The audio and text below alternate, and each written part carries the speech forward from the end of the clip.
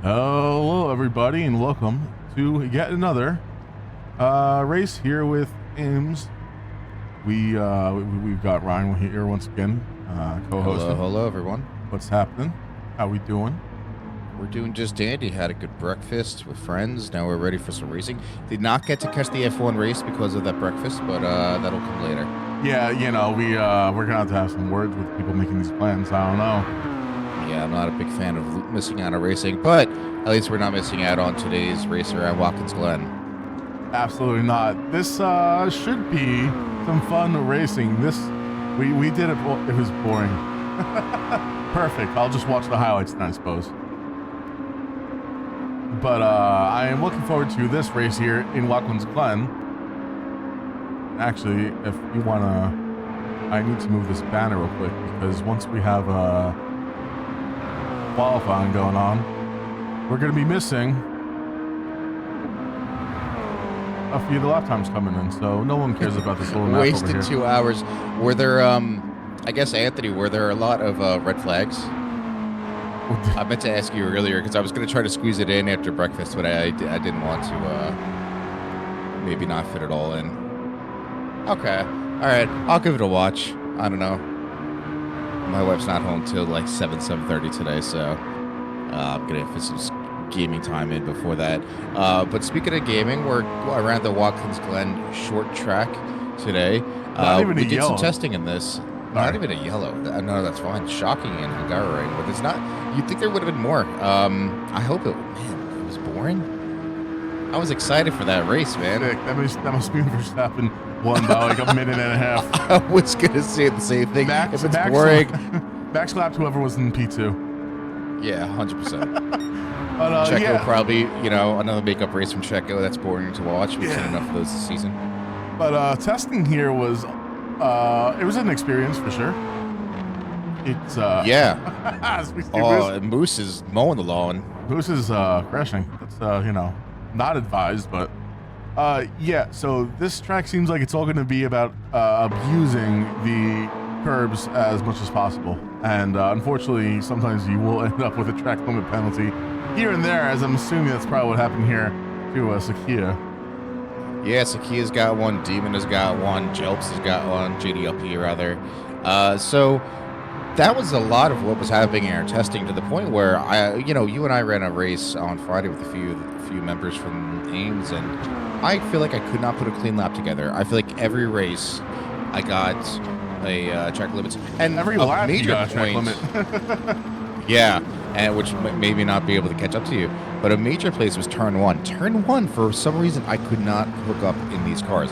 Give me my Group 3 cars, it's not a problem. But I don't know what's different about the Yamaha here. And I'm really curious to see what some of the drivers do here today. I'm watching Demon in practice here go a little bit wide, but or cutting some grass, cutting some corners. You're right. As I'm going through the grid here, it looks like everyone's got some penalties going on. So hopefully that doesn't mean we don't.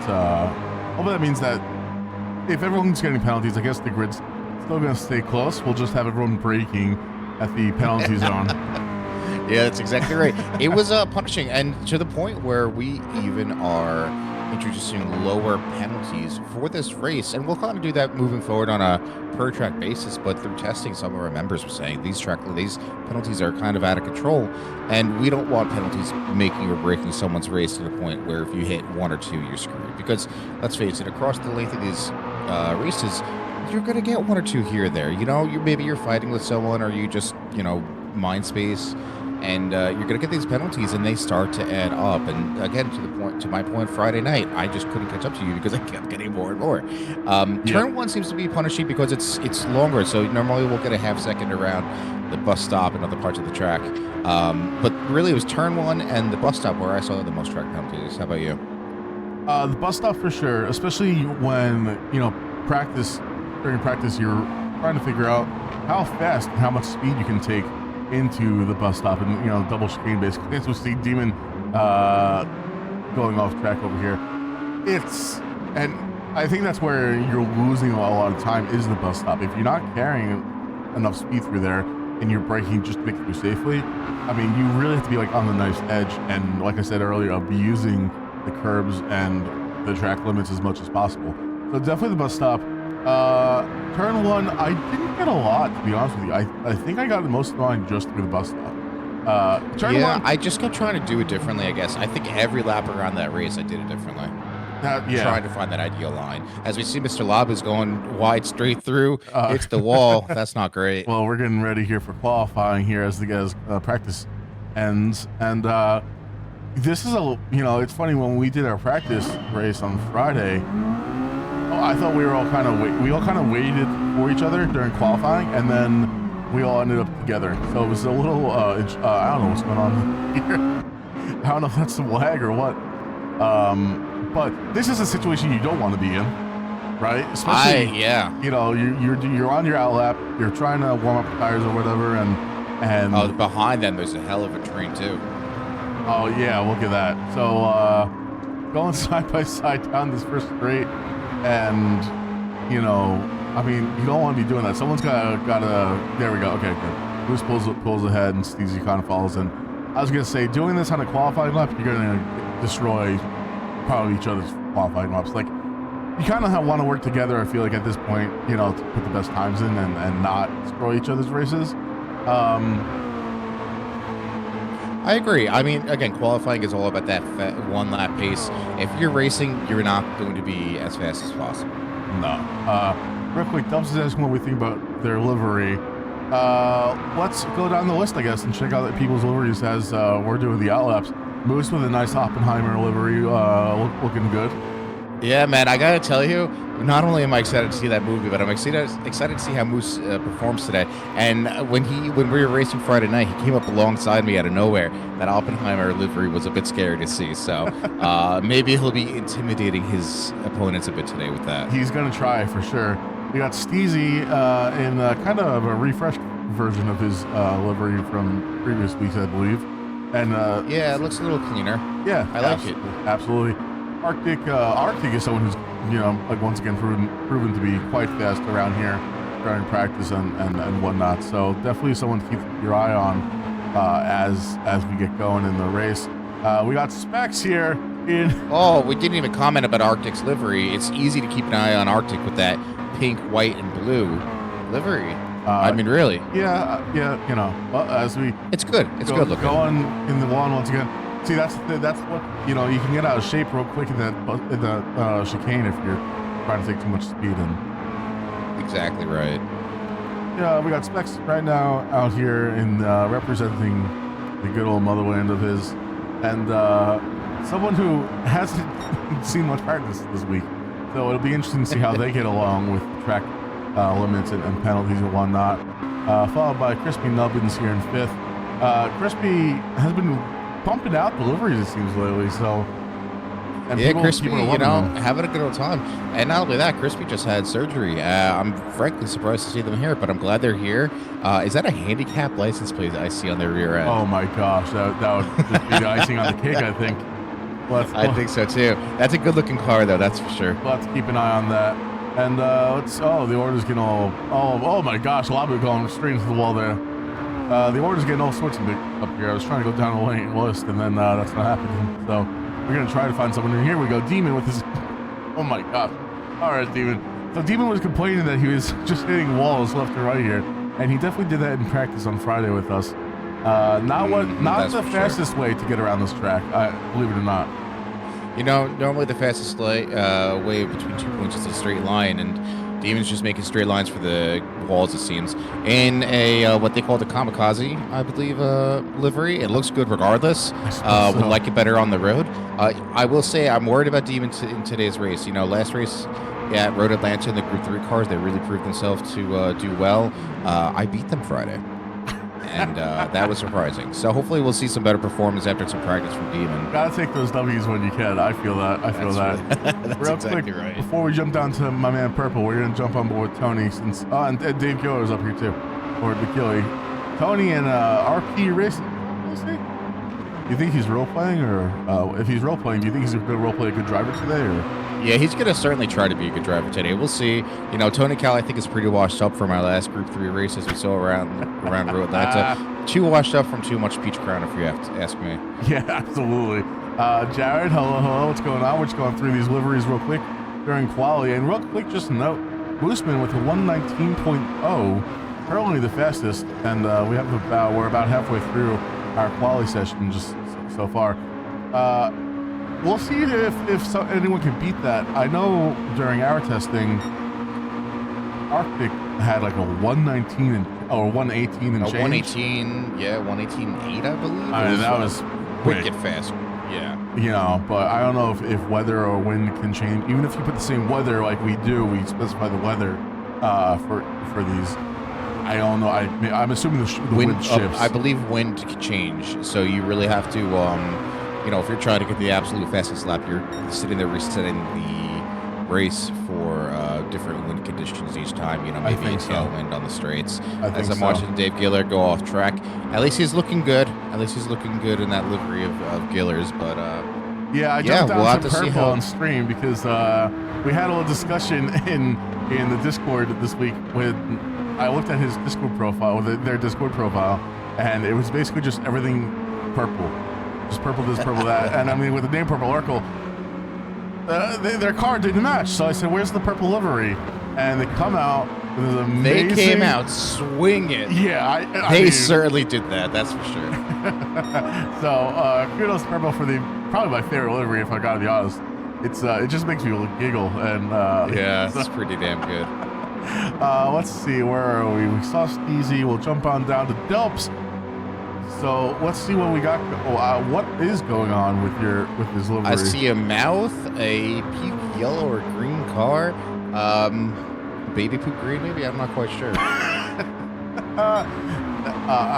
I can't tell. Well, cinematic camera isn't great for getting. Okay. That's another Marlboro. There it is. That was a good angle there. Yes, sir. I guess if this is your thing, I guess that would be a smoking hot livery. I actually don't like the way there's a nice gradient there that kind of blends pretty. It looks pretty cool, I gotta say. Actually, maybe not the best fan of the base color, but I dig it.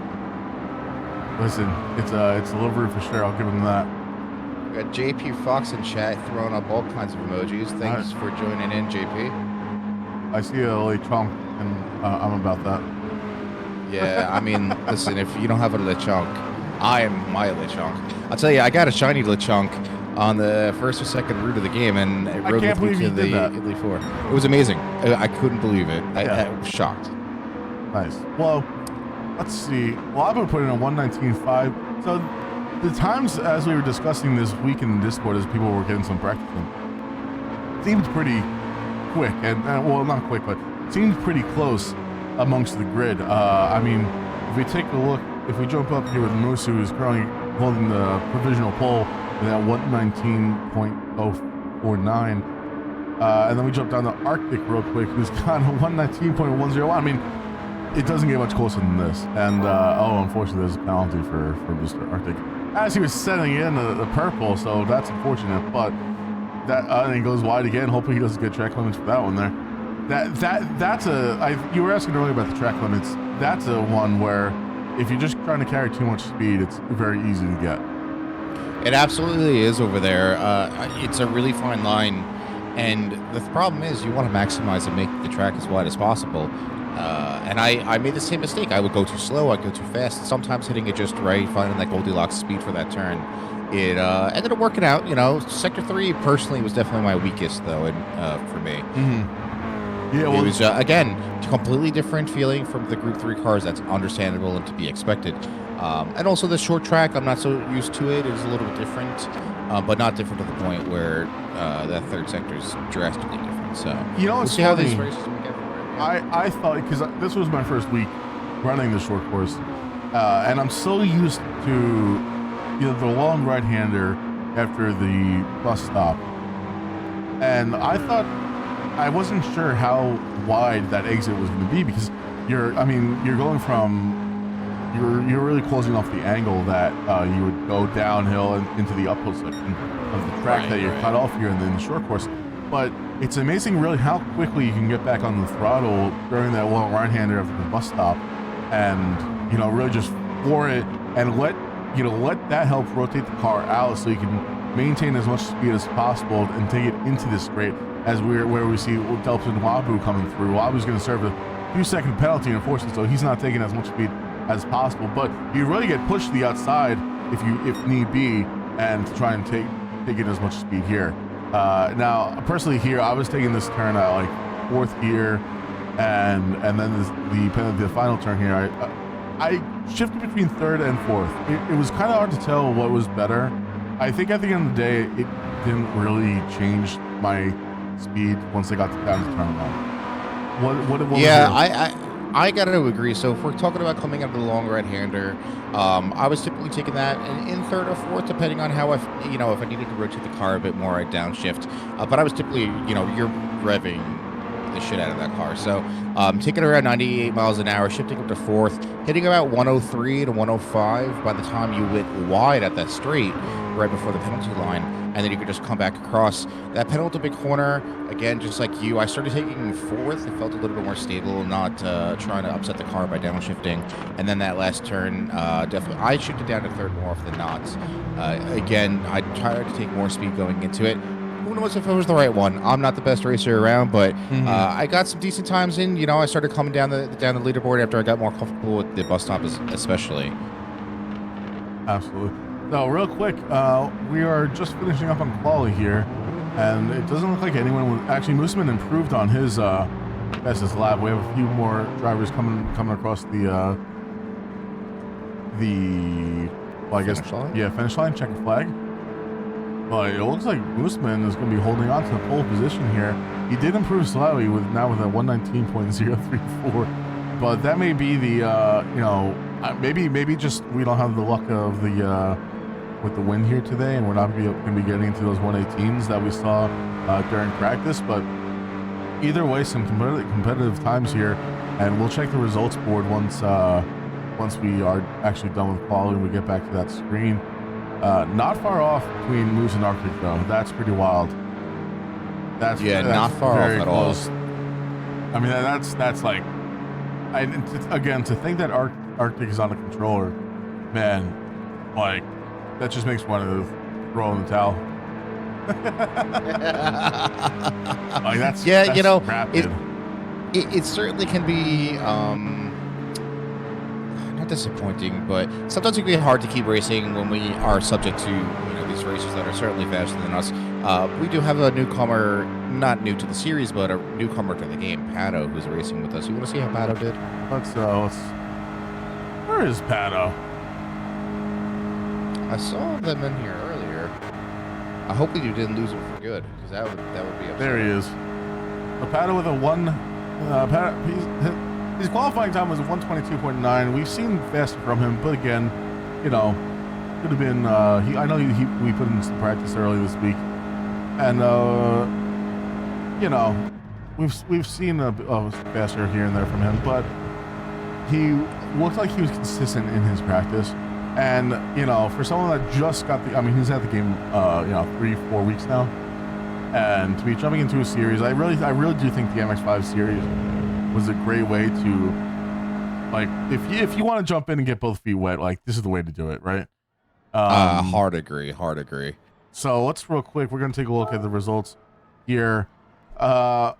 Insanely close between first and second place. Really could have been anyone's lap, but Moose. Really, look at that. Less than a second separating P1 through P7. That is just close, and it's going to make a big difference going to turn 1 here, as people get, how their starts go, right, and Absolutely. what lines to take. Yeah, and I hope that we don't see anyone going bowling. I'm hoping that we're gonna maybe not have as crazy as a races as we did last time at Tsukuba, because that track was a bit more tight compared to Watkins. Now, Watkins Glen, I'd say that you can mostly race side by side with the exception of the bus stop. If anyone tries to go into there side by side, like, or go around the outside, like, you're in for a bad time and you're gonna take someone else out. That's not the place to be passing people, and hopefully we don't see anyone really try. Because again, you don't want to ruin your race or somebody else's because you got a little aggressive. So listen, I tried just in practice against Pato, and it's not a good time. You can't outbrake them because then you're going to hit the person coming in. You can't outbrake it yourself because then you're going to have you're going to hit track limits and carry too much speed. It's just not it. You have to do it elsewhere on the track. Just respect it for what it is, and get on with the race. I'm a little bit worried about turn 1. It's very easy to go wide there, especially if you're racing against one to two people. We don't want to see anyone forcing anyone off track. Of course, this is all being monitored, and penalty points are dished out after the race. We try to clear it all up by the following week's race. So right now we do have 4 players with penalty points, and eventually, if you do get enough penalty points, you can get thrown out of the league or the series at the very least. We don't want to see that. No. So let's not hopefully we'll keep it tidy. It's a bigger circuit. I feel like it allows for some more room, and maybe people learned a lesson or two from that last race we had at Tsukuba. Yeah, absolutely. It's you definitely want to be able to get elbows out, but respectively, and also while not ruining your own race. So I think with maybe just a couple constructive criticisms here, a couple notes. Everyone wants to be competitive, and everybody wants to be able to go there fastest. But if you're going to be taking someone out that way, then maybe you don't have a spot on the grid. But so far, we'll see. It's the second race here. And it's kind of funny because we didn't see that so much in the Group 3 races. And I don't know if that's because maybe the field ended up spreading a bit faster. But we'll see what happens. I'm also excited, to be honest with you. I'm really excited for the reverse grid here after this first race. So it'll be a 30-minute race, and then we'll do a reverse grid based off of how everyone finishes there. And we're setting up here to begin the race shortly. The other thing is that there's a grid false start, or false starts on the grid. So it's kind of on the drivers to make sure that they don't, have a false start, and otherwise they're in for a bad time. I'll tell you though, a lot of people so far in my experience, they've been caught sleeping at these starts. So we'll see how they can do today. Yeah, we'll have to find out. It's and here we go. So the lights are lighting up. And we're off. That felt like an eternity right there. But Arctic gets a great launch on Moose. Moose was caught sleeping at the lights, and Arctic is going to take P1 right off the bat as we get going on to turn 1. Moose and Arctic side by side now as Moose goes a little bit wider, taking that wide line, trying to carry as much speed going onto the uphill section here at turn 2, 3, and 4. Tony Cow, though, slipping up, taking second away from Mooseman. And we have a very close race here right now as we're going to be heading down to the main straight. And, talk about slipstream going to be coming into play here for Tony Cow and Moose. And potentially, Arctic, someone's going to have to concede at the end of this straight right here. But it looks like Arctic's on the inside. Tony Cow goes ahead of Arctic and takes first place.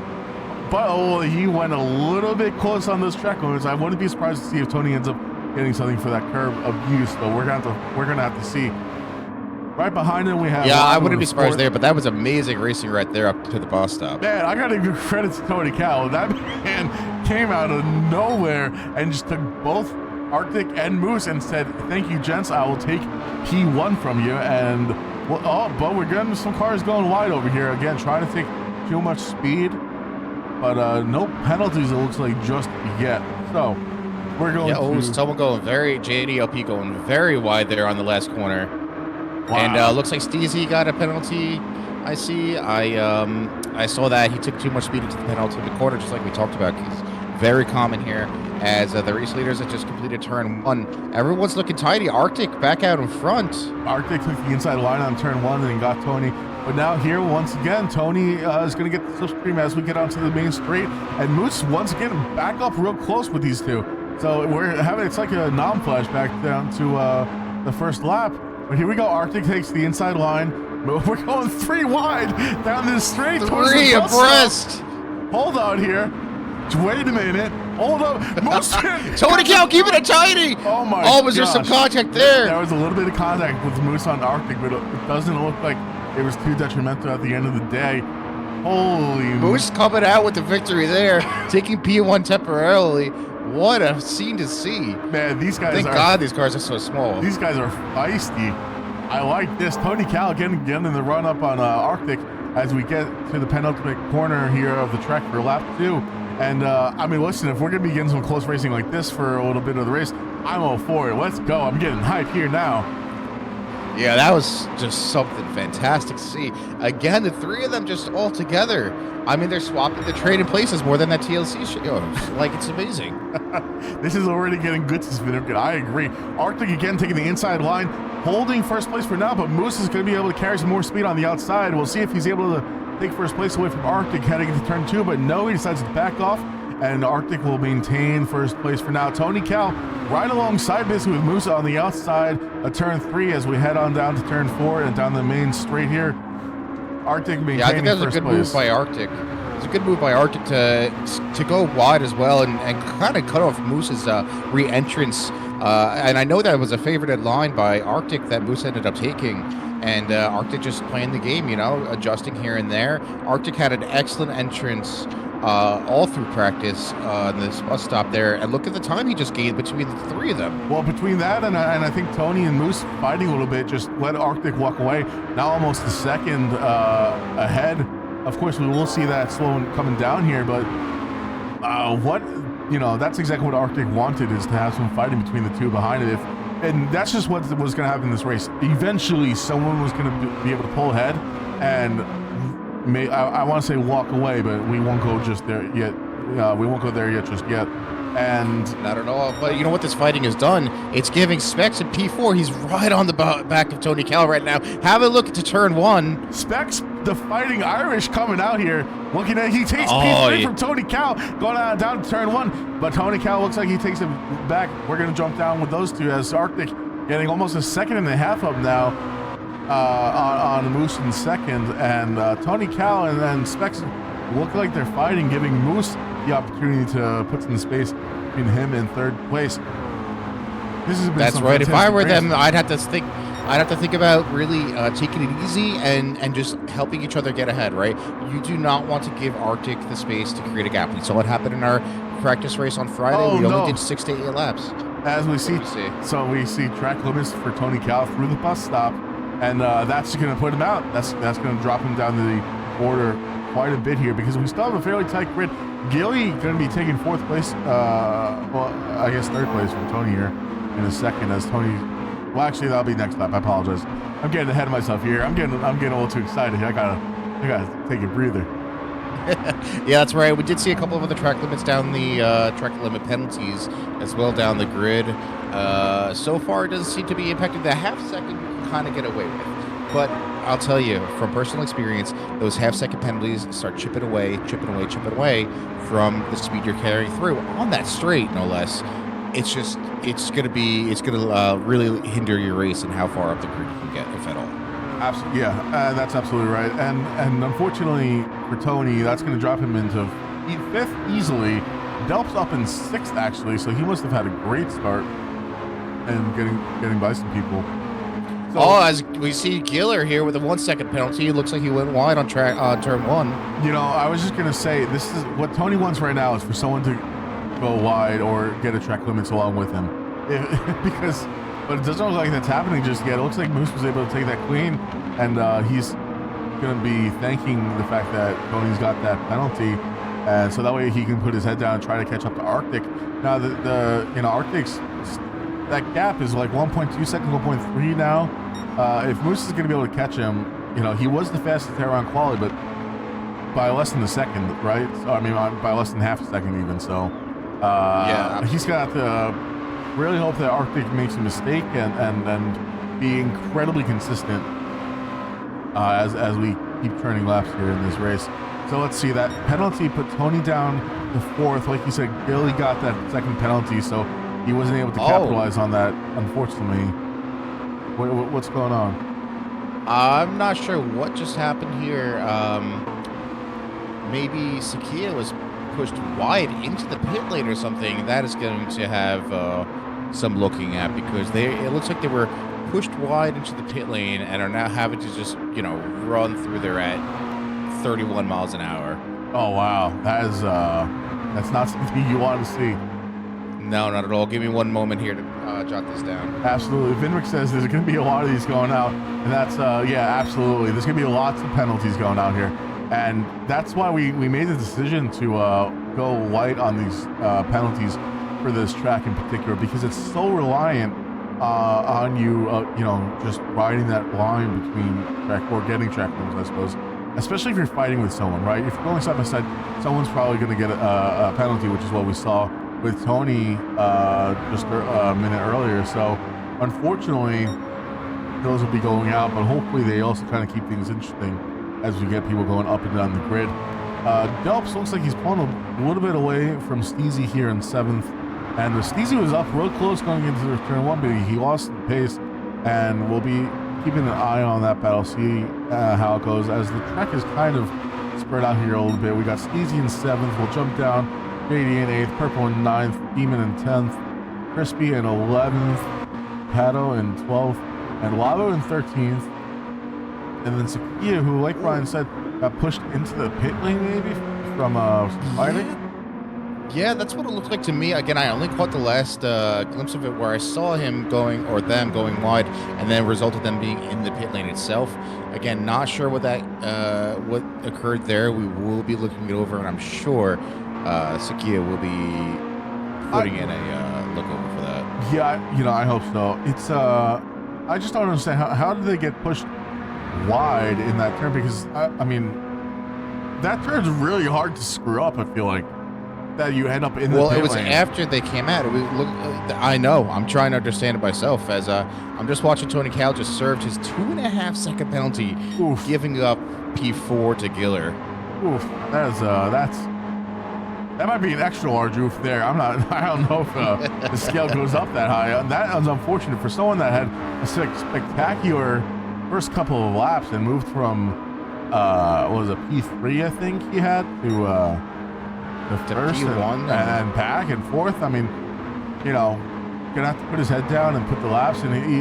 He out qualified some of these other guys, so he knows he's faster.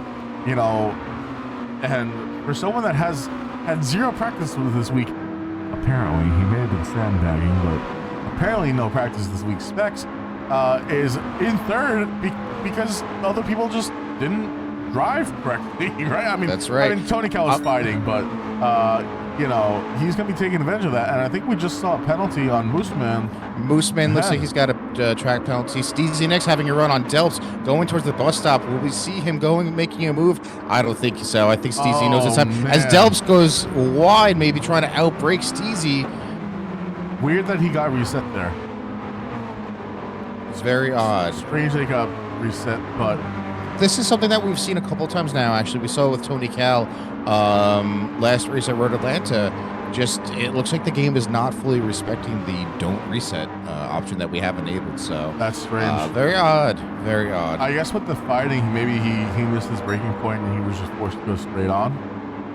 Yeah, that's exactly what happened. Well, we'll jump back up with Skeezy real quick, who I mean, he's going to try it and walk away, but he's got JD less than a second behind him.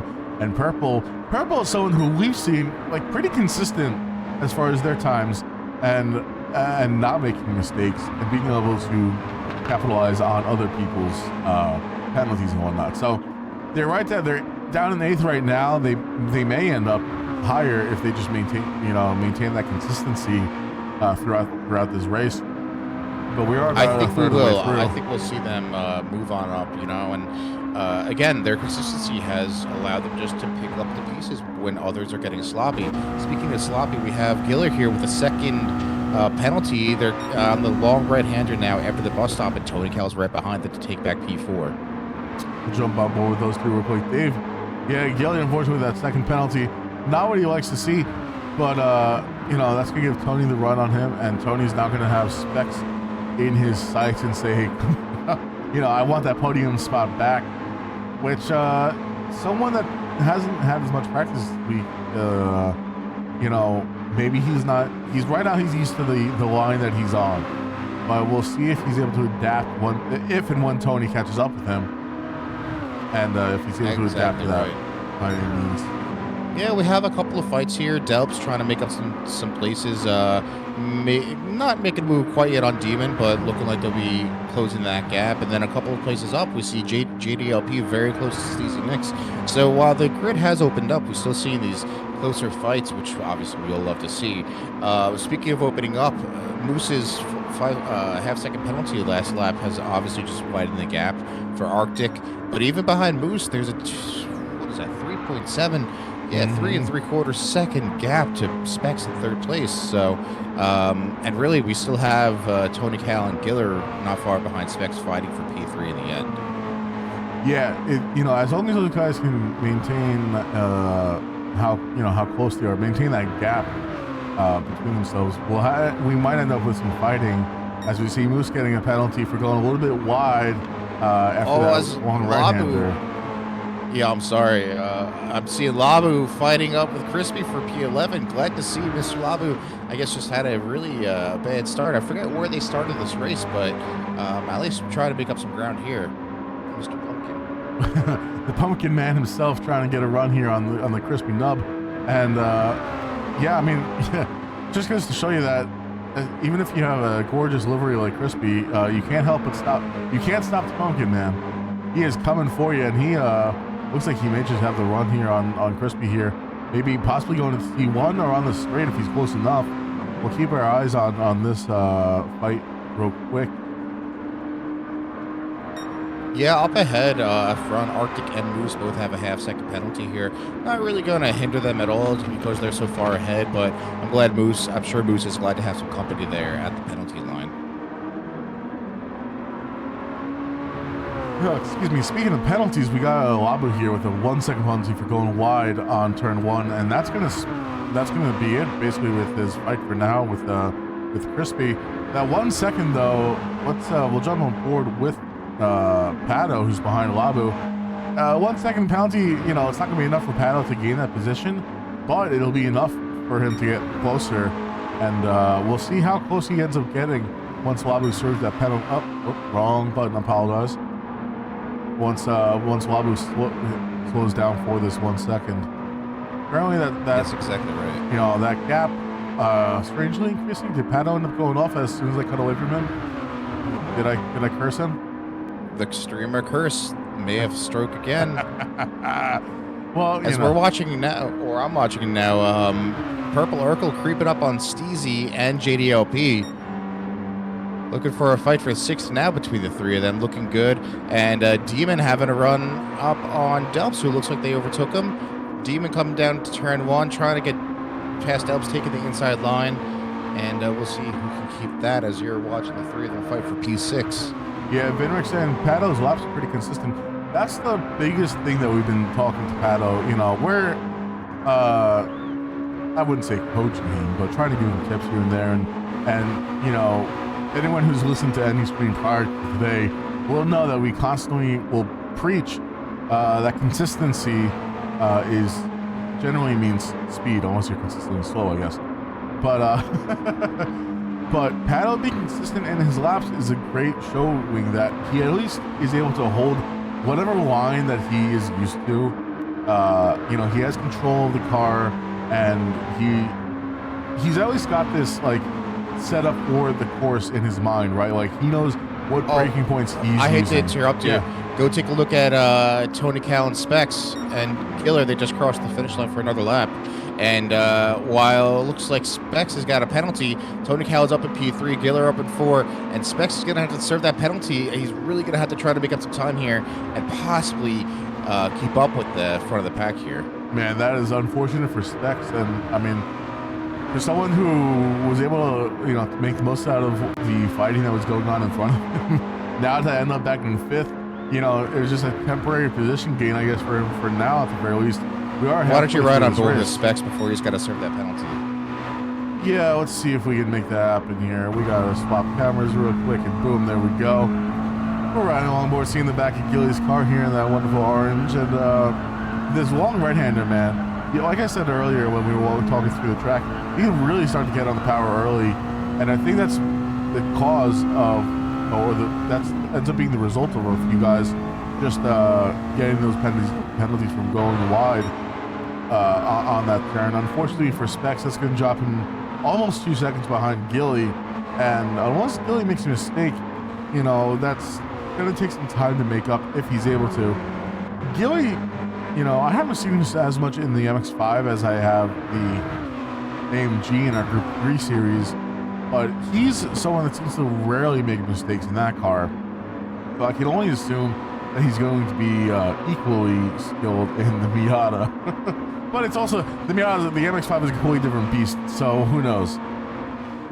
Yeah, it is. Again, I think part of it too is what you're spending more time in, right? Again, I've spent more time in the 3 cars. I feel more comfortable with those. Slowly learning my way around this Miata as we, drive some more for fun and learning these tracks ourselves in them.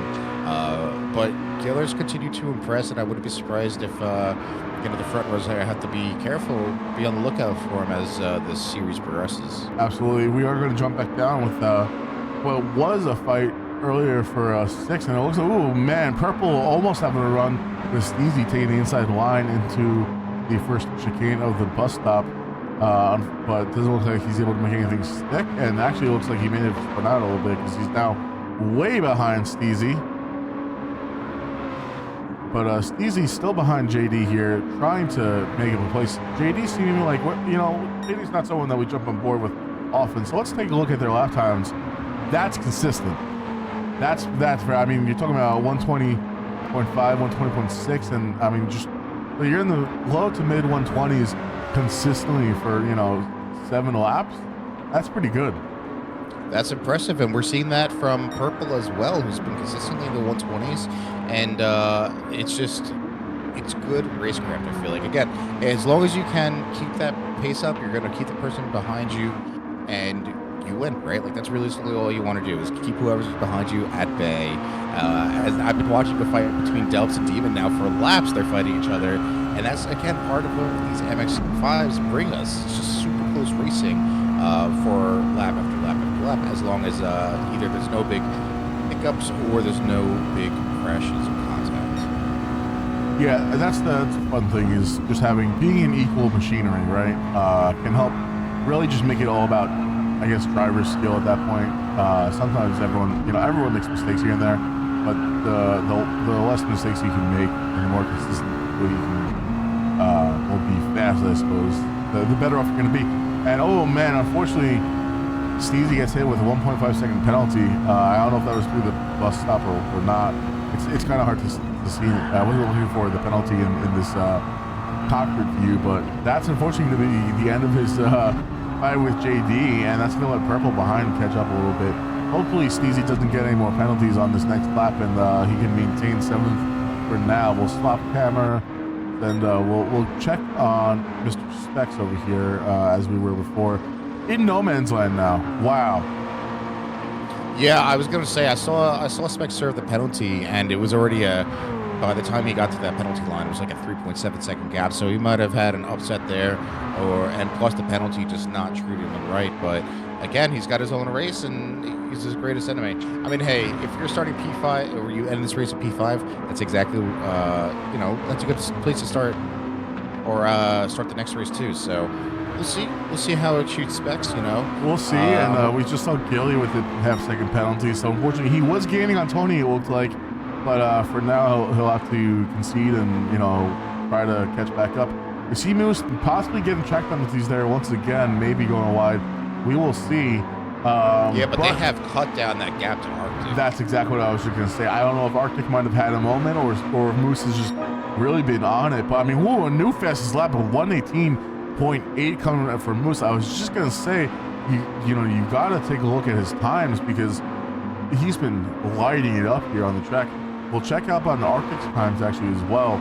I mean, wow, look at that. 119, low to mid 119s for the most part, 120 there. But this is why this man's leading the race right now, right? That's exactly right. And Vinrick, you're right. I was going to say, we are seeing plenty of those penalties, and we're seeing how they're playing out. And in fact, those penalties and the fighting is really obviously what's slowing down people most. Mr. Labu has been able to catch up to Demon and Delps in front of them, and actually has just past Demon around turn 1. Now, they do have a half-second penalty, but they're up into P10 now. Hopefully going to be able to keep that P10 even with this penalty that they're serving as they're on the straight down to the bus stop. They're going to hope that they can keep it because, for someone who wasn't, I think, 13th before, he's definitely made up some spots, and he's going to hope that he can maintain it. But I don't, half a second with these cars. I mean, he's 2 seconds behind. He'll probably be able to maintain it, but he's going to have Demon coming up right behind him, and that's not something that you want to see. I know I find my Demons on the daily, but not on the track necessarily. Labu's going to be having to do both. Yeah, Labu's going to really be kicking themselves for that. It's unfortunate too, but they seem to have maintained the place. They built up enough of a gap to Demon, but their fight is not over. Obviously, they're going to want to get up into 9th and take that from Delps, but Demon is going to come right back at them. And again, we said Demon maybe hasn't been the most consistent fast person in this car. Their times are looking around the 120s, low 121s, but they're a good racer, and I think that they'll be able to make it up and still contend for P9. Yeah, if they could just put some laps now, we'll jump on board with them real quick for the screen to see Demon's times.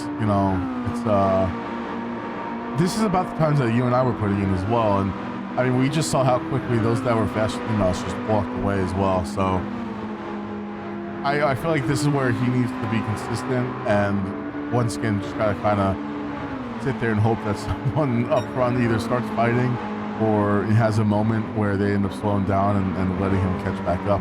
We'll jump on with, let's see, we got Crispy here in 11th, unfortunately with another 1 second penalty, but he's in his own fight. He's racing himself at the moment, so that's not going to affect his placement whatsoever.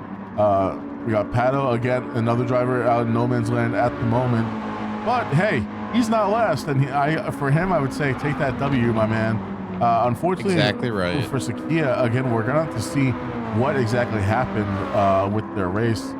And we'll, they are being given the blue flags for Arctic, so it looks like we are going to start seeing people get lapped.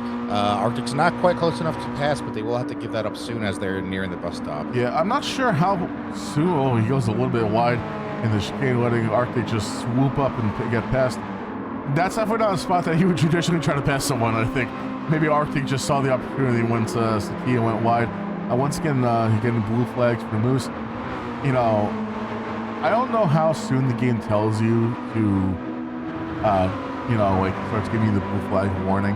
But it's certainly tough, especially in these cars where, everyone's in the equal machinery and not everyone, these cars they're fast for what they are, but they don't exactly have the strength to, pass someone on a straight just by themselves.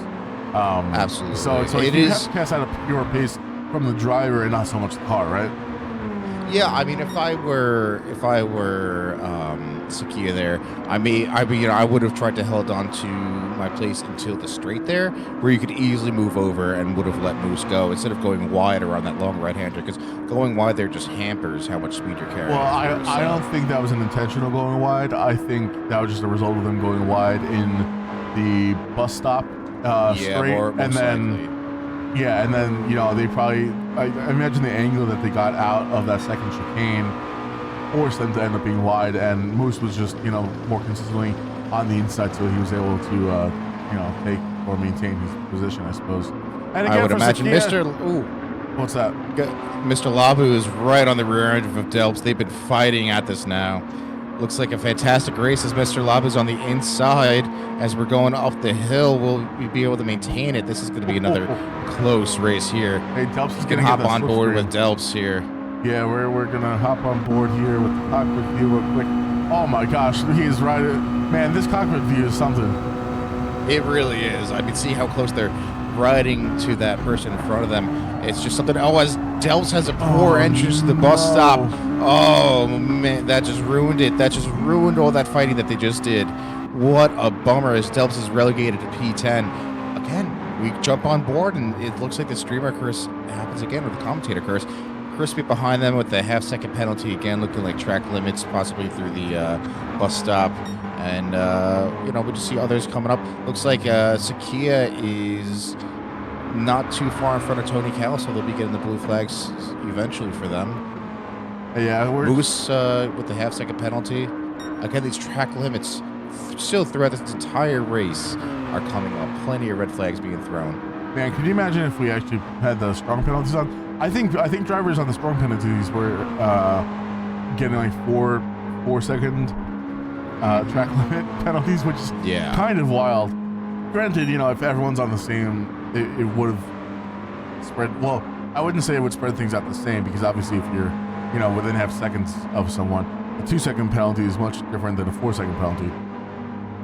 But it might have made the back of the grid a bit more interesting, or midfield a bit more interesting, with someone like Tony, who got hit with penalties really early on, who only dropped down to 5th. He might have been fighting with JD and Steezy for a little bit if we had the that's exactly right. It's I think it's, you could look at it either way. I think if we had the higher penalties on, it would have forced our racers to be more conservative, but that doesn't necessarily always lead to super fun racing, right? You're stressing so hard about the track limits, as you should usually be worried about them, but if you get a half-second here or there, typically it's not going to ruin your race. It's when you consistently get those track limits, and it's just surprising. I've raced Watkins Glen plenty of times. It's been in the daily races a fair amount since I've started playing the game, and never have I felt these track penalties be so strong as I'm watching Demon have another half-second penalty just as they're closing up on Delps. It's just really unfortunate to see, because this is a case just like me on Friday where it just is it's just not helping you out. Well, at that point, it is breaking your race, right? Yeah, the consistent red flags. As we're coming down here to the 29th of 30th minute of this endurance race, we're going to actually jump in the cockpit with Arctic maybe for the last lap, and I'm just curious to see, how this man is taking this. Well, obviously now he's got a 2+ second gap here on Moose. He just has to finish the lap and bring the car home for the race, right? So absolutely. He wants to be going super fast. But, I don't think you're taking fast lap away from Moose. I think Moose, that was probably made, I think that was made when he was the closest to Arctic as he was going to get. And so he probably had a little bit of slipstream. I don't see anyone beating that at this point. So, Arctic really just got to bring this car home. And, as we see it going up that uphill section, just how smooth the steering has to be to maintain as much power as possible. And, I couldn't believe that line is scary, because you have the fence on your right-hand side right there. He's getting as close to that as possible to try and open up the corner as much as possible. A mid-turn downshift just to keep the car rotated on the inside, and then back up to 4th as you get on the power here. Exiting that turn, that long right-hander. We see a glimpse of, I think that's Pato up in the penultimate corner here. Now, I'm interested to see, he does downshift to 4th here, okay. He turns it early, gets a little bit of a slide there, but nothing that he can't deal with. And now, does he down? He does downshift into third, and nice early turn in here. And then just is going to rev it out. And as we're going to cross the finish line here, Arctic is going to be taking first place on our first race of the day here with this MX5 Cup Series. I mean, kudos to Arctic for taking that first place. I actually got to give it to Moose there too. Moose closed that gap up like almost half a second on the final lap. He was really pushing. To try and get something out of Arctic, I suppose, but he couldn't. And we get Tony Cal, our final podium. I was gonna say podium holder, trophy holder, Podium member, podium stander. Yeah, you know, I was watching at the end there, Purple Urkel and Labu. Mr. Labu was right up there, but unfortunately had a penalty, and that their way took out any hopes of another spot up the grid. And Delps behind them also had to serve a penalty in P10. So, you know, I think it was a good race overall. Lots of track limits. I think we're going to see that again in this next race. But hopefully these drivers can take a minute to just collect themselves and maybe get less penalties than they did this race. Yeah, absolutely. I really couldn't do anything. Does Delps? Hey, I mean, Delps, you know, you were up there for a second. You ended up 10th, which was better than you thought you were going to do. But, yeah, it was a tough race, for sure. I gotta say, congrats to Pato for not being last. Yeah, I'm really curious to see what happened there with Sakia. Yeah, and that sounds sarcastic and mean, but again, for someone who's brand new to the game, you know, that's gotta feel good that at least you're not 14th or 13th, right? Right. I know. Yep, I would feel at least something good about that race. And his lap times were very consistent, like we said earlier. Yes, so the reverse grid's going to help you out a lot, Delps. And that's the exciting part we have coming up with this reverse grid. It'll be interesting to see how these faster drivers are able to get through the grid without hopefully sending each other off track. And as for the drivers who are going to be starting the race, you know, at the front of the grid this time around, seeing how they're able to defend from the drivers behind them should hopefully make for some good racing. And, you know, within 30 minutes, how soon do you think we're going to see someone from the back of the field make their way up to first, if it's going to happen? You know, I do imagine it will happen. I do hope it's longer than it happened last time around Tsukuba Circuit, where there was mayhem, and I believe it was Arctic that just won out of that mayhem last time. So yes. Hopefully, I don't think we'll see a pile up like we did. I do think, though, that the faster drivers in back have to maybe be respectful, if that's the right word. They have to remember that the drivers in front of them aren't as quick, and they're going to have to be more patient. You obviously are going to go for the gaps that you see, but you cannot just brute force it. If it's going to take you longer, like, that's all there is to it. Mm-hmm. I agree. Yeah, I hope we don't have a wild, you know, turn 1 or 2 incident like we did at Tsukuba. Arctic made the most out of that, though. And, you know, he was just in the right place at the right time, I suppose, to not get involved with it and just walk away from it unscathed. But I think this race we saw a lot. We saw some close racing for sure. And we saw some respectful racing, thankfully. So, yeah, I think there was a lot of hard, good racing. I gotta say, Tony Cal pulling on Alonso texted me, "Mark lap 13 for myself." I guess they did something that we didn't see. Okay. It was sent with Siri. It's not like he used his fingers, but still, I'm terribly impressed by that. That's pretty funny. Well, didn't we? Yeah, I was just laughing at the driver's chat. Paddle saying, "I didn't get a lap. Let's go." That's the right mentality to have. That's yeah, exactly. That's the kind of stuff that we're looking for. Looks like Labu needs to restart their PlayStation real quick, so hopefully they'll be getting in here in another minute or so. I know for me personally, it takes forever to. Did my stream freeze at all? I think it did very early. There was a little bit of a hiccup, but it's still going on. Actually, the stream itself is not moving, but I could hear us. Interesting. Uh, real quick, I'm going to swap sources on my main monitor. See if we need to restart stream as well. Yeah, let me just message Tony real quick. Oh, it's a PlayStation thing. My PlayStation's frozen. Oh, your console's just frozen? Interesting.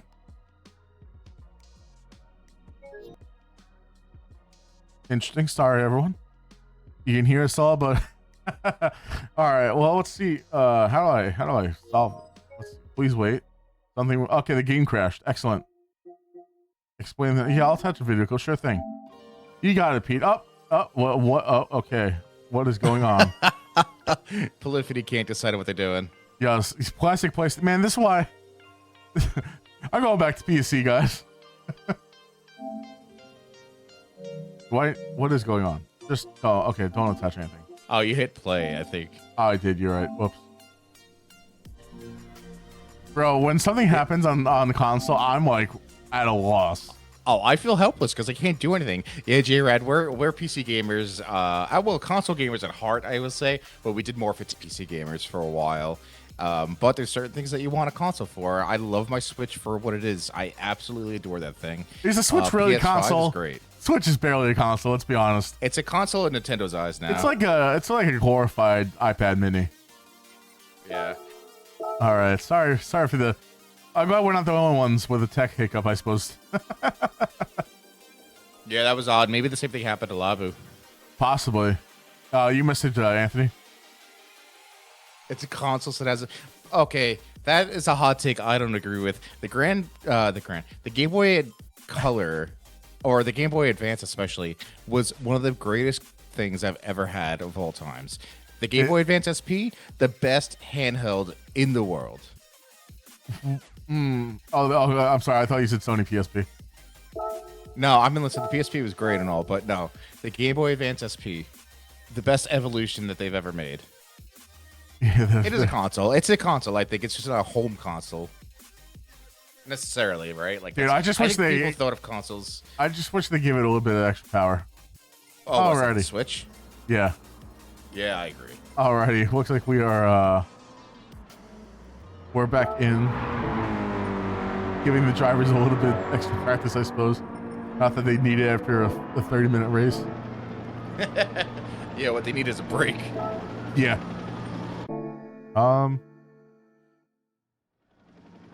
Yeah, we all wish for more power. I mean, we could be like Thanos. The rest of our technical difficulties. Yeah. I don't know what Delps is looking for, but he doesn't know where to find. Oh, I think maybe the replay. Oh, the replay, I believe. Yeah. You did ask about that, right? How can I see the replay of the race actually? There, maybe it was before Tony changed the room. I think so.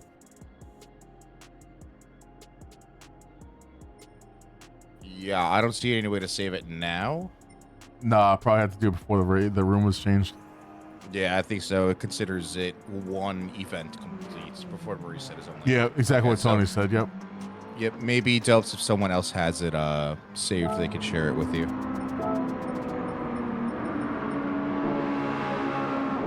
There we go. Alrighty.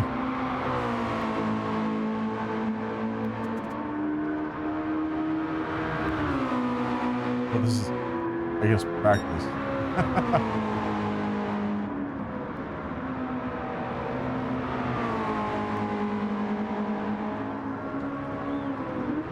Man, that was a race.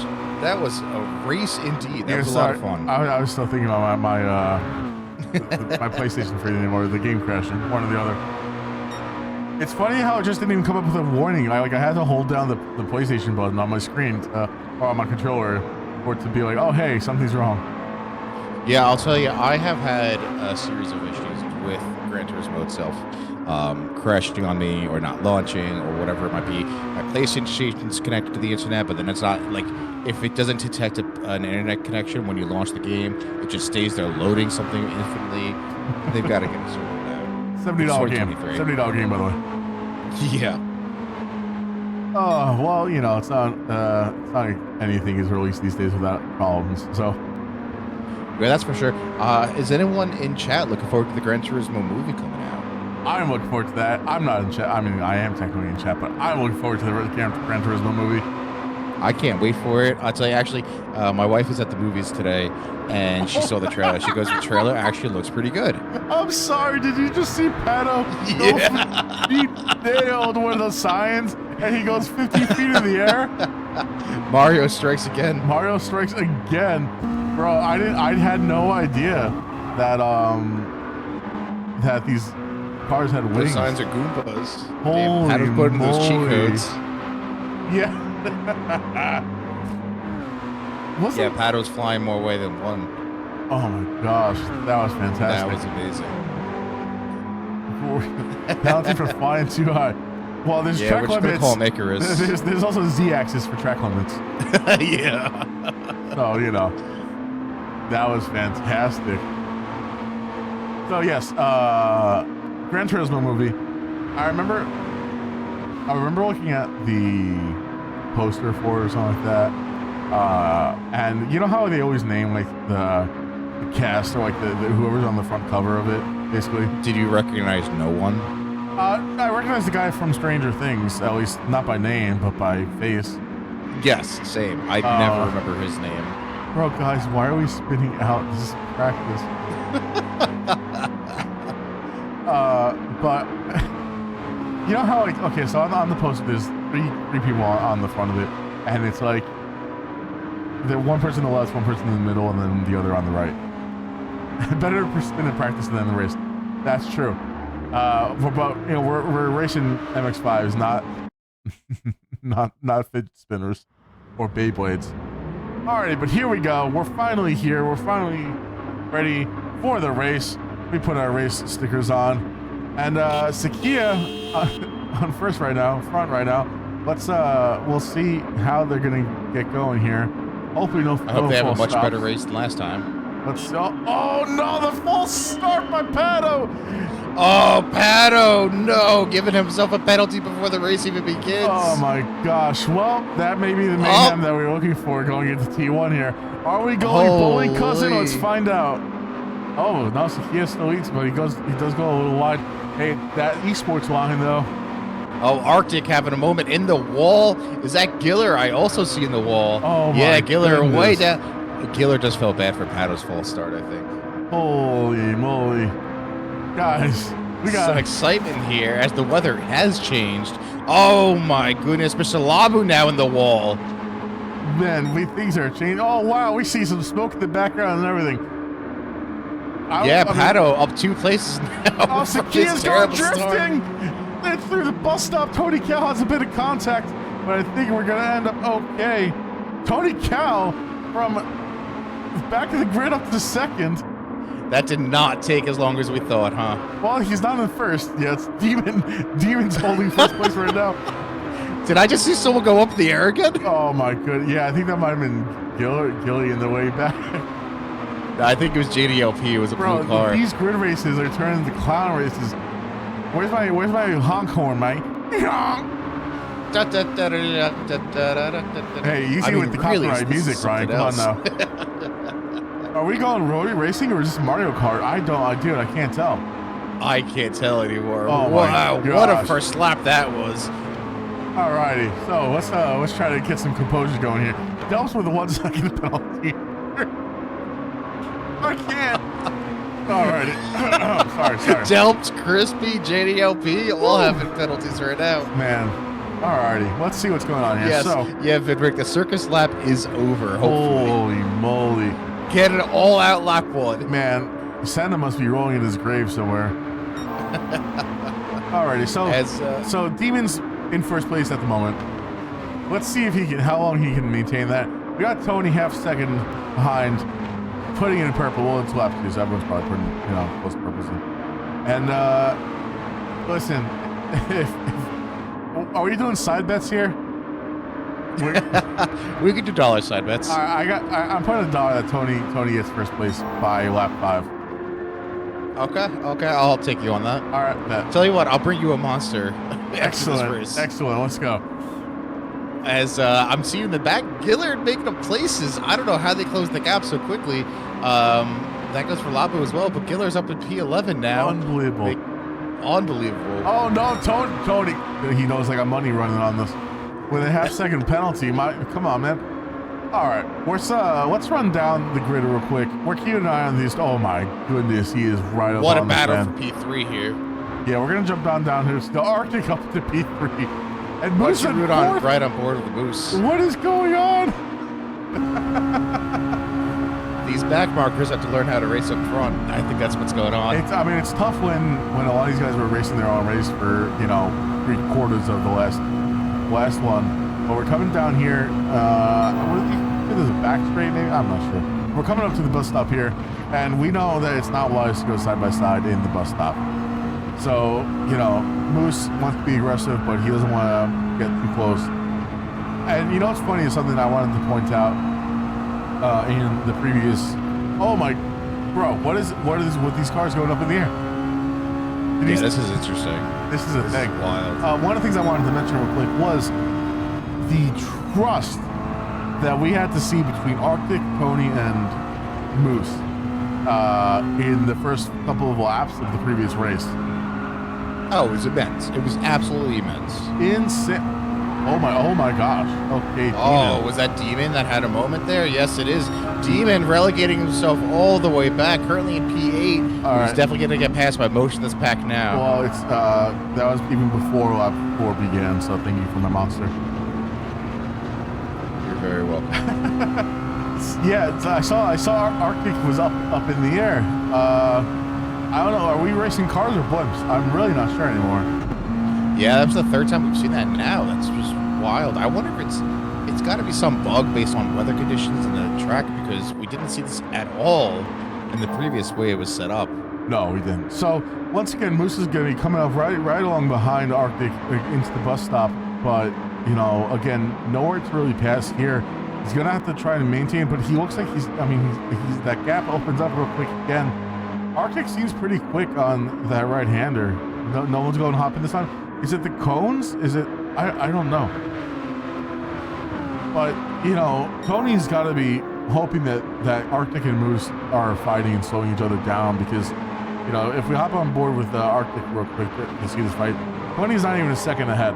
And Arctic is keeping up. Moose not able to make a move here on Arctic just yet, but he's going to want to try and stay close. Where do you think is going to be the best place for Arctic to, or for Moose to try and make a move? It's not really one place. I do think there's a lot of opportunities on this track.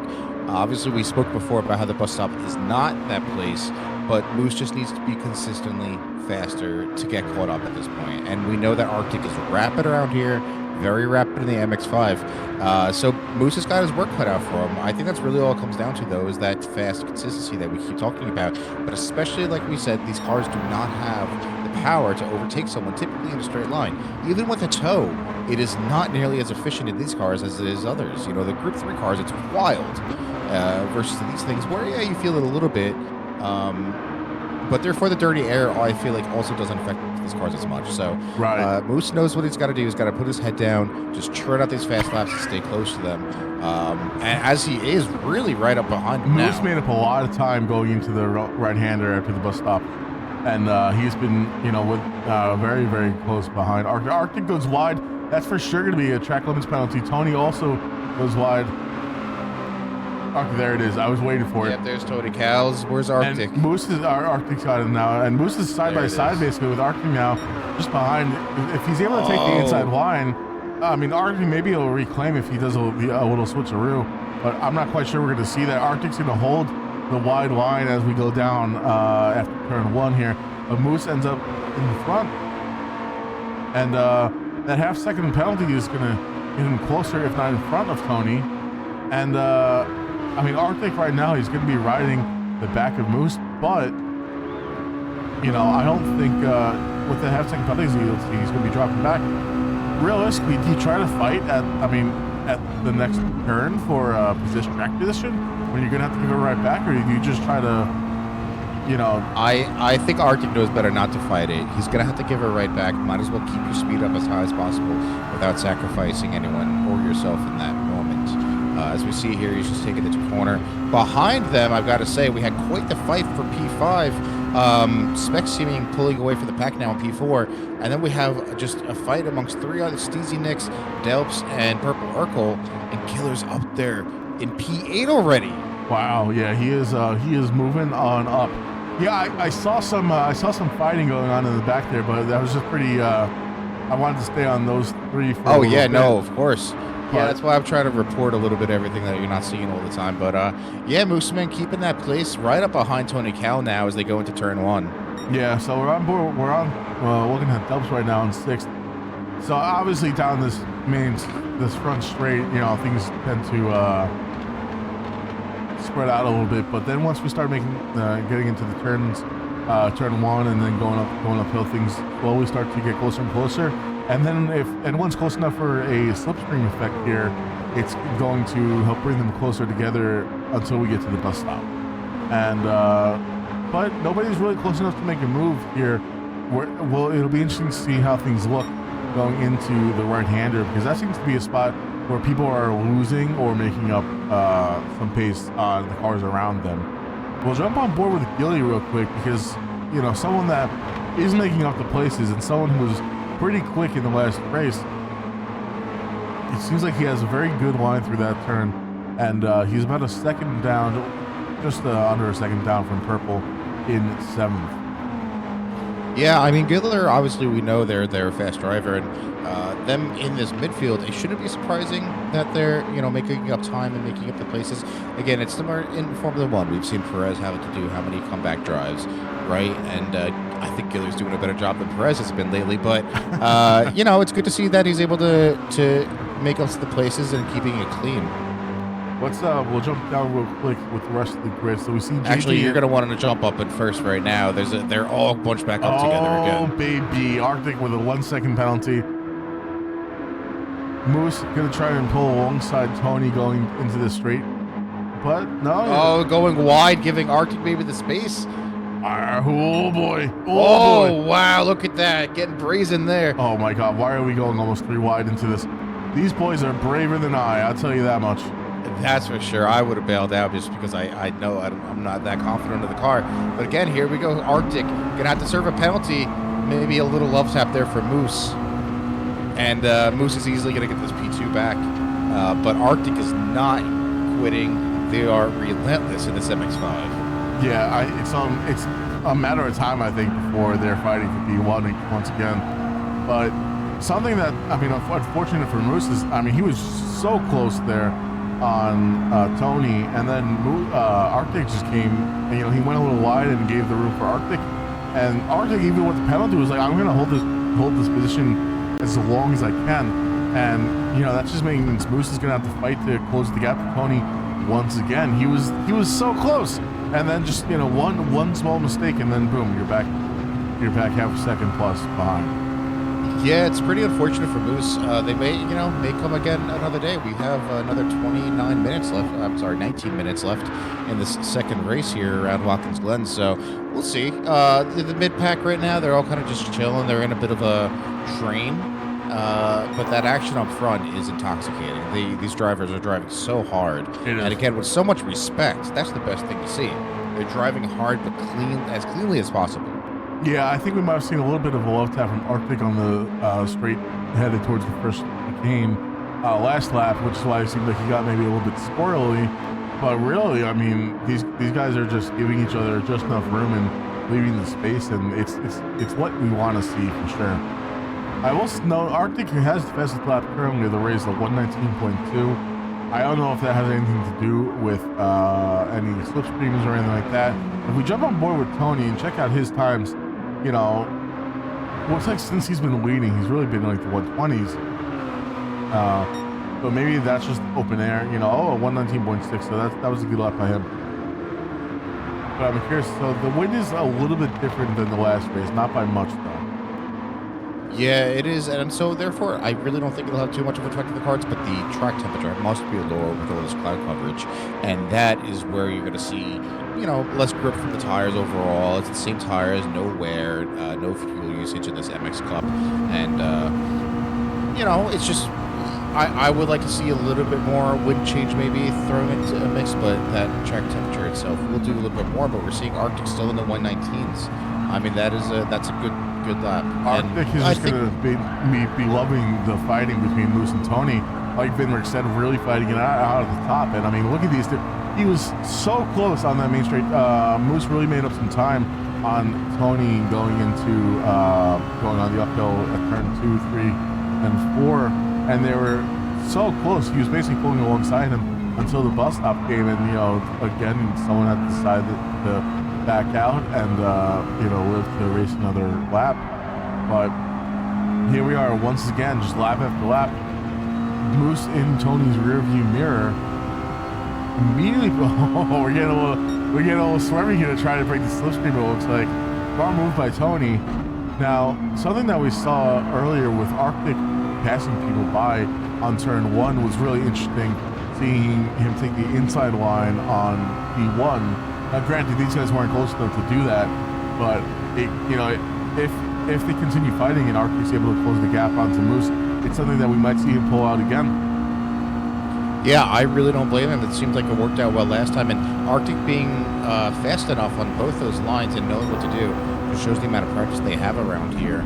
Yeah. And kudos to them. Again, not everyone has all the time in the world to put in the practice, but again, absolutely rampant in this MX5. It's working out really well for them. Man. As Moose seems to be losing some time there in the bus stop, maybe just not having as optimal. Oh, he's going a little wide here, but he saves it. Unfortunately for him, he had to end up, off the gas, and it doesn't look like it was too detrimental at the end of the day. He's maintaining this position, this gap with Tony, but that means Arctic just creeped up and gained a bit of time on Moose. So again, not going to be too much longer before Moose is right up alongside them once again. Yeah, that's exactly right. It's funny how fast these laps are going by, man. Oh, it's wild. The second race is flying by. We're approaching the halfway point. Just to give you an update from the back, Demon was able to catch up and took P13 from Pato after Demon's massive spin. And we have quite the fight still going on for P6. Yeah, we're going to jump down there real quick and see what's going on. Yeah, we have Dubs, Purple Urkel, Giller, JDLP, and Mr. Labu even there.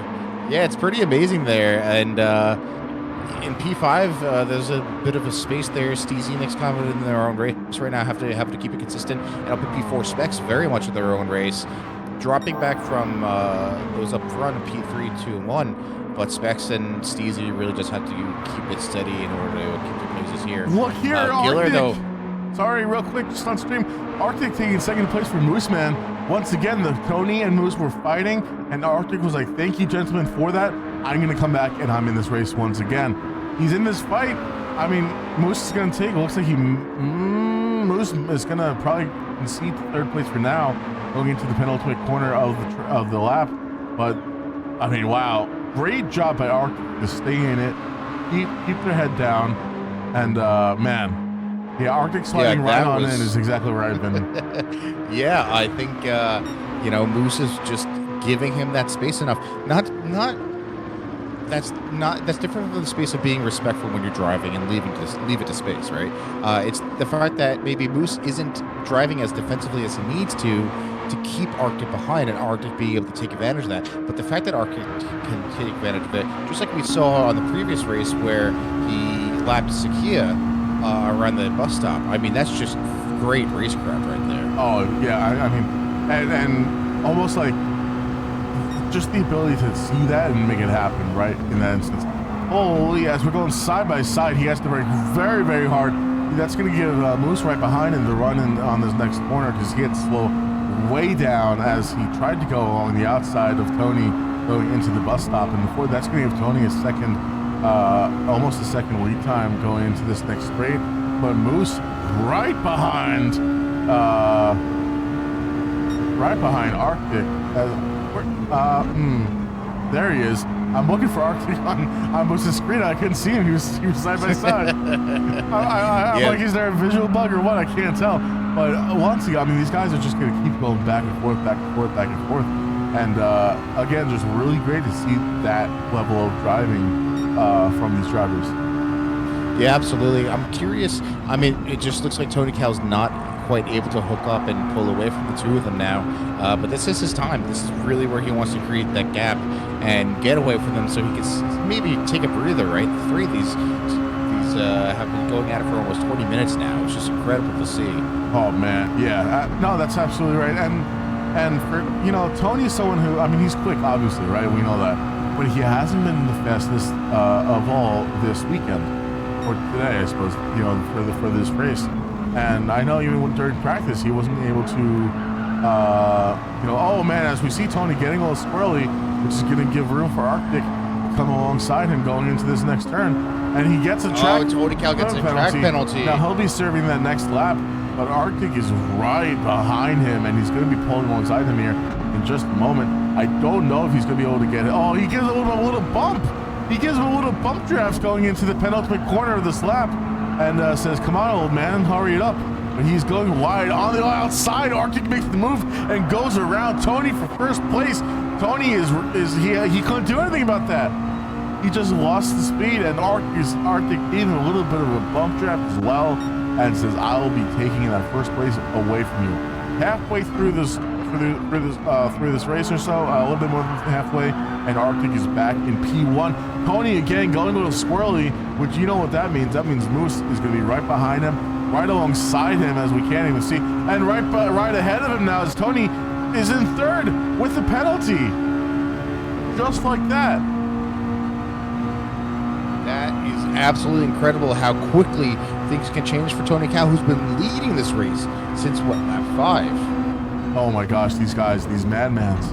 Yeah, Tony, I mean, was leading the race, and now unfortunately he's gonna have to pull an Arctic, and you know he's gonna be dropping a little bit behind these guys as Mooseman gets an inside line on this long right-hander and takes first place away from Arctic. Wow, look at this back and forth. Look at this. The three of them are just having at it. They must be having a blast. Dude, I would be having a blast. I would be sweating profusely if I were them. But that's for sure. Now I want to give you an update from the back of the track. Giller did make it up to P7. I didn't quite see what happened after that, but they did end up going back to P12, and now it looks like they're up to P11 because of some contact that happened between GDLP running wide into Delpis, unfortunately, at the top of the bus stop, causing Delpis to spin out. So Delpis is now all the way back to P12. And that is really unfortunate. That will absolutely be up for review. Yes. Ruining a great race from Delpis. Delpis was doing great to maintaining the place he was given because of the grid star, right? That's unfortunate. We will have to review that for sure. Yeah, again, as I see it to turn 1, could be a lag, could be a little bit of impatience, but JDLP give it some love taps there, maybe a little more than love taps with Purple Oracle and taking P6. I'm just going to jot that down as well. Yeah, good call. We're here once again with the racers leading both races now, I guess, here, and insane to see this on the driving from these guys. I mean, insane for me because I know my racecraft needs work, but to see these guys lap after lap be so close to one another is just absolutely absurd. I mean, and they're just straight. Oh man, Moose goes a little bit wide. Pony goes a little bit wide. I think maybe they all went wide there a little bit. Hopefully no penalties because Moose gets a penalty. Trading penalties, trading places, podium fist fighting. I think we're gonna have to end this race in the octagon. I don't know about you, but like at this point, it's just gonna be who's in what position. Well, that's what any race comes down to is positions at the end of the race. But you know, as far as how we're trading these places goes, you know, it's like it feels almost cyclical. We're in a cycle of swapping first, second, third, and back and forth. Yeah, it's been something to watch, really. I am just amazed with these three running up front. Again, Moose with his half-second penalty here. As he's in P1, will he end up giving it to Tony? I guess it really depends on how they go through this bus stop and the corner right after. As we've seen a couple times now, this long right-hander is really hurting some people, as it looks like Moose on the gas again, running wide, looking well, but they're slowing down right now. Might give up the spot to two of them. We'll see as they turn down the penultimate corner here, or come up to the penultimate corner, and that is Roos back down to P3. You hate to see it as we've got 8 minutes left in this race. Goodness. Tony going defensive on the inside of the turn. Great job by him to defend it, and once again going defensive, not letting Arctic take the position back. He does not want him to get a run. I guarantee you Tony's also going to go, yep, he's trying to break the script in here, but he's also good. He's going to swap back, and then maybe swap back once more to go defensive going into D1. Let's see here. No, he stays out a little bit. He goes he goes on a little bit tighter there, and that's okay. Arctic maybe getting a bit of a better run out on the end here, as it looks like he is gaining on Tony going on the uphill section.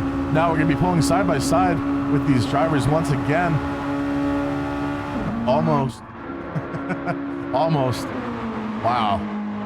And Moose coming back from that penalty, and once again right behind these guys because they're fighting. They're going to give him the chance to get back second, get back first. Who knows? Yeah, that's exactly right. Now, it does look like Steezy Nicks left the room. I hope everything's okay. I hope it wasn't a rage quit or anything like that. But that doesn't mean a few people were able to make up spots. So I'll tell you right now for this mid-pack, Mr. Labu, believe it or not, up into P5. Maybe from consistent driving and some mishaps with others. They do have a half-second penalty with the purple right behind him, followed up by JGLP, who, as I mentioned, did make a couple of risky moves on people that I notated for review, but they had some severe penalties as well, so they're back down to 57. Sakia, Crispy, and Giller follow behind in Ps 8, 9, and 10. So that's looking like a good fight for P8. So we have battles all throughout, actually, even for P11 between Delps and Demon, who both look like they've had their race upset. And then there's Paddle in P13, not having as good of a race as we thought he might in the second one with the reverse grid. Well, it looks like Steezy just rejoined. It may have been a tech issue, unfortunate for him. I know we're enthralled by this battle of front po. We have just over 5 minutes left of this race, so we'll get back with these guys because I'm sure they'll be close regardless. But I do want to just go down the grid like you were saying, double check on everyone, make sure everyone gets a little bit of screen time. But Labu, I'm impressed with, and going from the last race, the reverse grid giving them the ability to maybe fight and maintain a higher place. Same thing with Purple, and so like you said, we'll have a fight for 5th probably by the end of this. Coming down, we got JD in 7th, kind of in no man's land at the moment. The Kia in 8th, and we're fighting for 8th. Gilly being held up, I'm sure, by a lot of these drivers, and unfortunately just not being able to pass them sooner. Oh my God, we have another 2 to 3 way going through the bus stop. Kudos to Kia for maintaining these places. For someone who didn't have the greatest of races last race, to be able to, perhaps make the most that they can out of this reverse grid, you got to give it to them. We'll jump down here.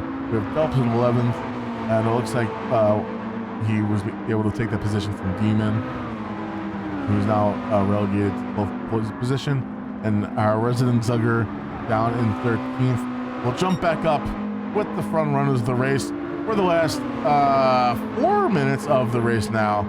And once again, trading places like it's their job. I mean, this will come down to the last minute, for sure. It absolutely will, and we've seen a fair share of penalties from all of them. Unfortunately, nothing to do with contact, but it's all track limits, and it'd be really interesting to see, really what the result of the three of them would be if there were no penalties, right? I do think Arctic is still the fastest around here. As they put in a purple sector, it looks like, and they're back up at P2. They're holding on to that fastest lap, a 1:18.9. I mean, it looks like this was their race, but I'm glad to see Tony Cal and Moose giving him a hard time. He does get in the I'll get a little squirrely on that exit. Yeah, give Tony Cal a run in. Now, I do think this will work out for Arctic. He can kind of control. Oh, Arctic relegating himself to P3, actually. I'm shocked. Maybe saying, I'll get you at another place.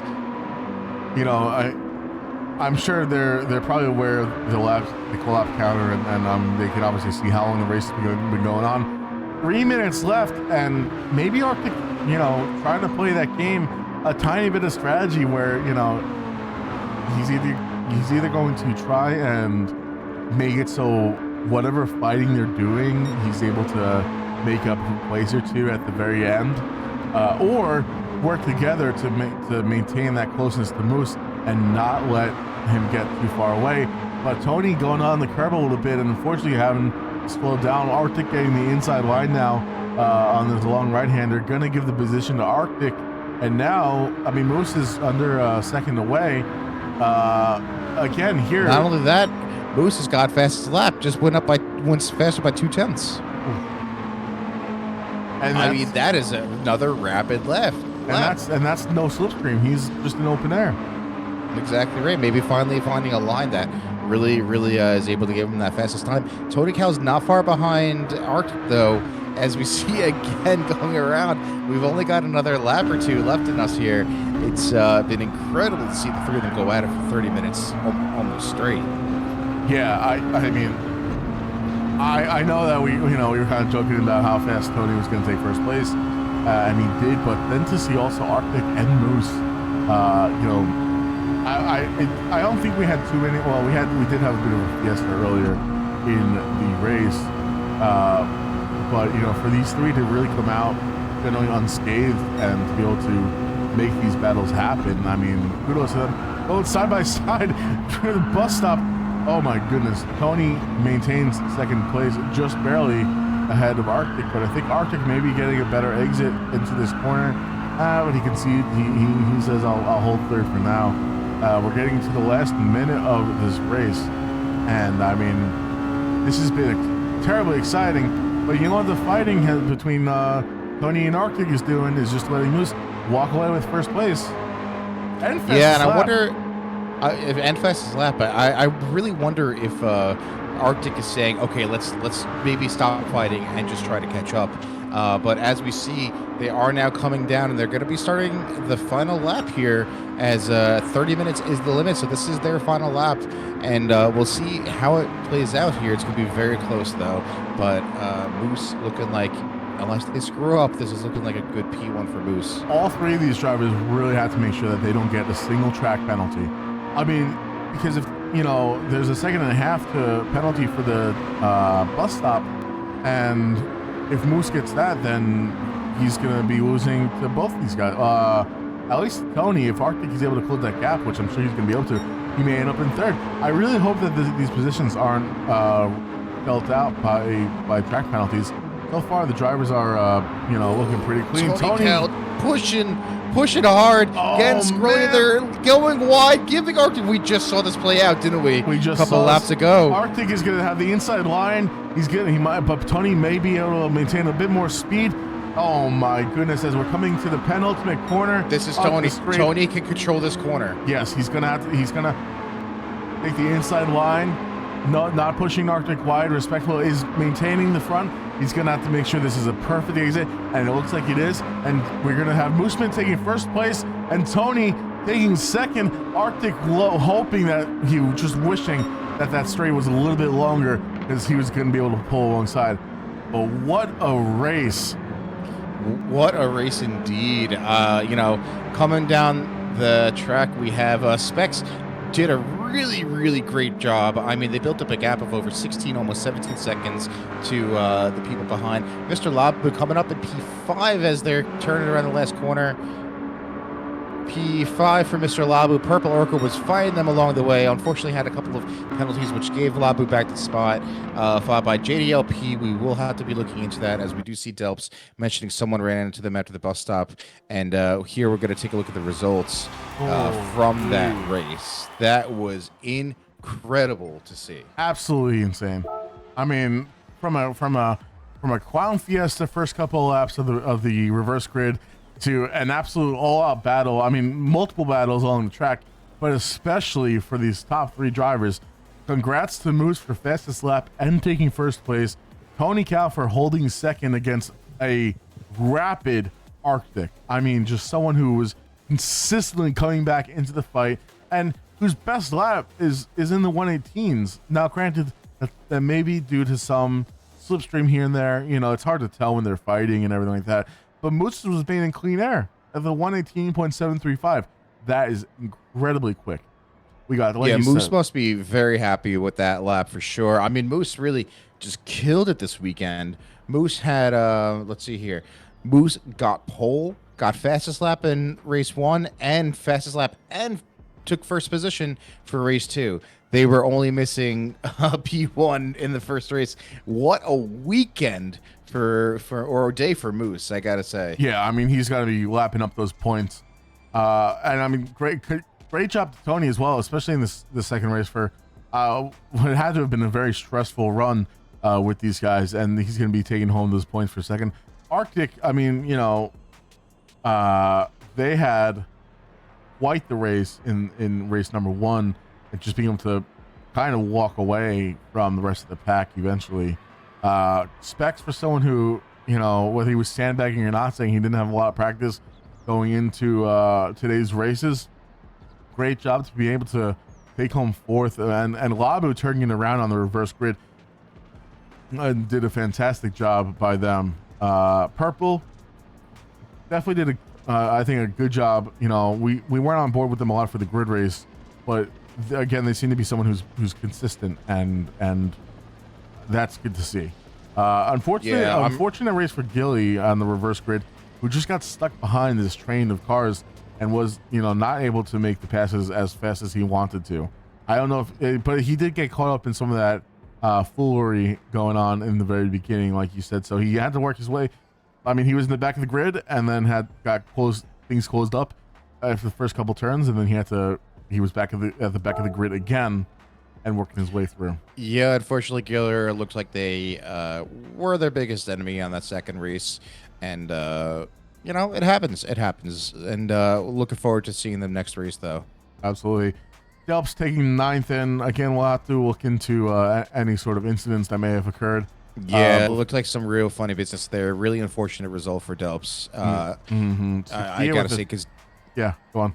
I was just gonna say, Delps, I thought ran a really good race, and we don't like seeing their results determined by someone else in such a matter. But of course, it's all up for review.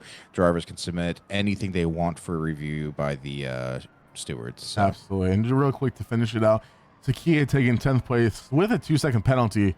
So they were probably, I don't know how close they ended up behind or in front of Delps or whatnot, but you know, that might have been in place determined by the 2-second penalty. Beeman taking home 11th, Crispy in 12th, Pato in 13th, because Easy, unfortunately, looks like I guess they had a tech issue and they had to back out. That's a DNF for them on the second race. Unfortunate, but very unfortunate. I know that they've been having some internet issues, struggling here and there, and unfortunately, we can't control that. I know they're trying hard to fix it, so I definitely understand the struggle. And at least they almost got 2 complete races in. Hopefully, next time it doesn't happen. Absolutely. So next time you'll see or hear from us will be next Sunday the 30th. We'll be back with our manufacturer Group 3 series, and we will be racing at the Red Bull Ring in Austria. We'll be one racing at of Red Bull the Ring. best tracks ever. One of my favorite tracks. It is going to be stupendous. Yeah, hopefully we don't have as many track limits as F1 did a couple weeks ago, but we'll see. Yep. So thank you to everyone for tuning in and chatting and you know, checking it out. I think we might have to make some sort of best of like a highlights for this race, because there were a lot of them, and there absolutely were, and we had some see. more. Yeah, we had some more jumping cars. If you didn't see, we did make a short on YouTube of our encounters with that in pre-season testing. But we do have our YouTube. Excellent. Vinric already clipped it. Thank you. Awesome. We will have replays up on YouTube as well as any other videos we make. And you can find our socials in the panels below. All right, everyone. Thank you once again for joining. We are out of here. We'll see you next week at Red Bull Ring with our Group 3 series. Everyone, have a great rest of your day, great evening, great morning, I guess, depending on where you are. Yep. Cheers, everyone.